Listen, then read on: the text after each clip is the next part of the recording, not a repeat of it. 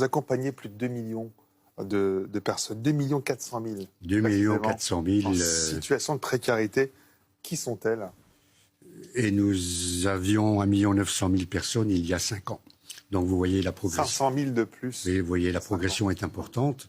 Les personnes sont principalement des familles monoparentales, mais que nous avons toujours eu, des personnes avec des retraites, des petites retraites, 900 € par mois, c'est difficile de joindre les deux. Le minimum vieillesse. Oui, bien sûr. Et puis, depuis quelques années, nous avons vu apparaître les travailleurs pauvres, donc des personnes qui sont en CDI, qui ont un travail normal, et qui, avec l'inflation des produits, l'inflation de l'énergie, l'inflation des loyers, se retrouvent avec des difficultés pour joindre les deux bouts à la fin du mois et qui viennent chez nous. C'est à peu près 15% de notre public accueilli actuellement.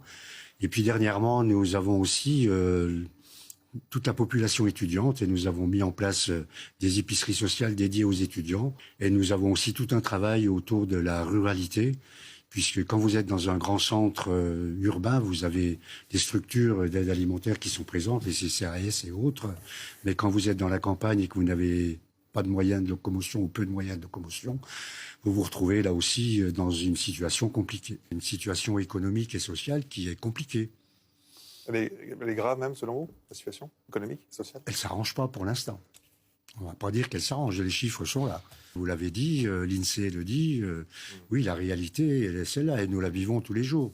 Nous sommes là pour apporter une certaine sécurisation de la vie sociale de tous les jours.